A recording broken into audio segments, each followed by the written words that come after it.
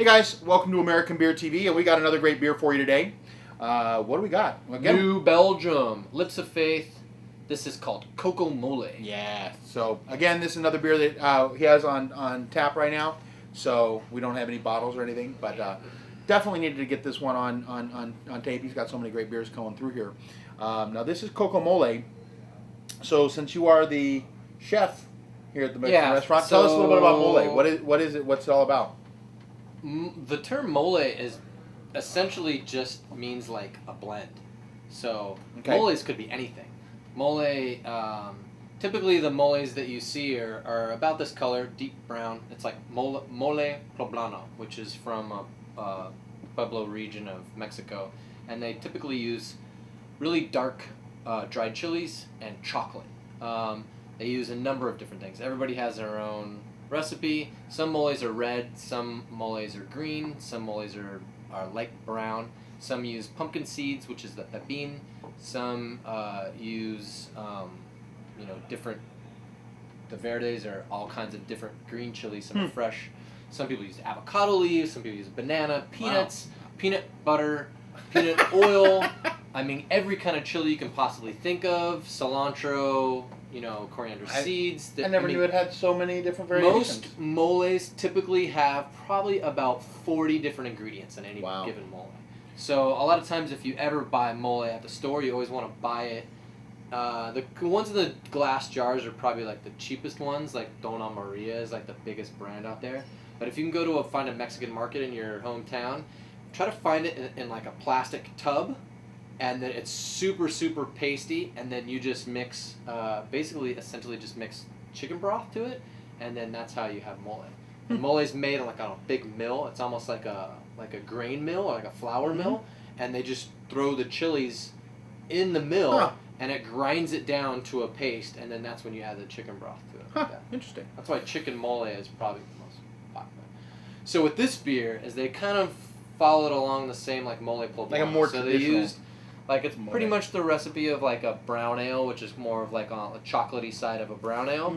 And then they used cinnamon for spice, and then they used ancho chili, which is like a dried pasilla chili or poblano chili. Everyone's got a different name for that chili. Guajillo chili, which is like a skinny. When they're fresh, they're green, but when they're dried, they're really dark red. That's guajillo chili, and then chipotle, which is essentially smoked jalapeno, which is like a really deep dark red. Yeah. And then did they put any chocolate in here at all? Do you know? Not that I know. I looked it up on the website, and I looked it up on Rate Beer and stuff like that, and nothing came up as having chocolate. Although I've tasted this beer before, so it does taste like chocolate, but I think that's coming through with the malt. Okay. So.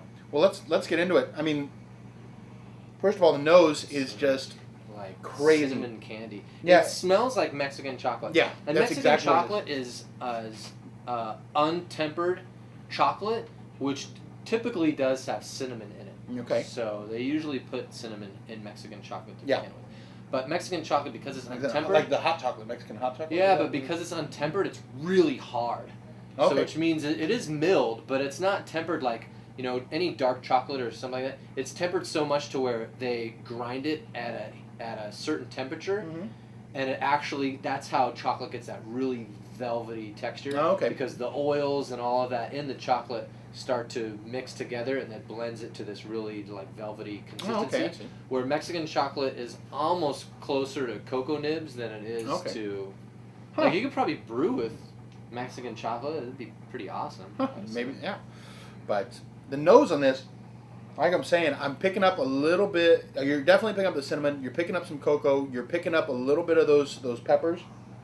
Yeah, just more of the cocoa and the cinnamon. Spices, the cocoa, cinnamon than anything. Let's get in and taste this. Cheers! I'm excited. I love this stuff. Go mole.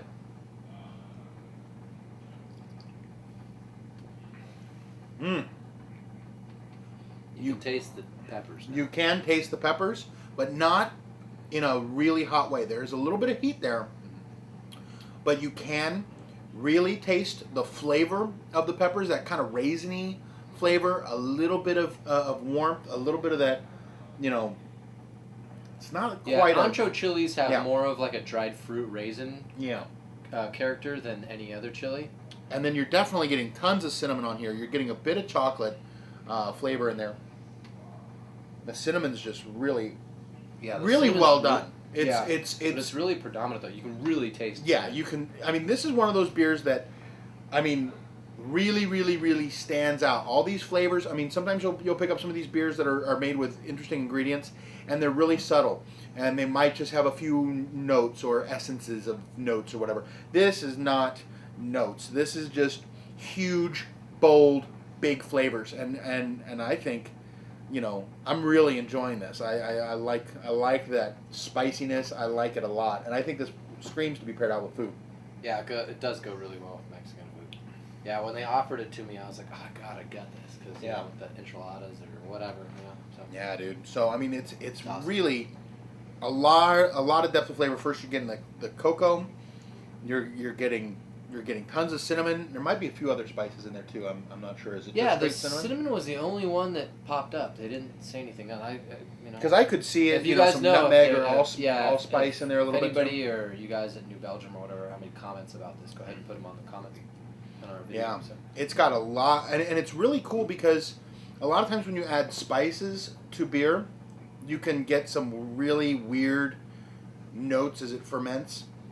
It'd be really interesting to see how they did this and was able to keep. A lot of times they don't hold up. Yeah, and the heat hits me on the back of my throat. Yeah, it's and the more you drink it, the more it's got a subtle heat to it. It's good. I mean, and this is 9% ABV, and it's really, I think it's really drinkable.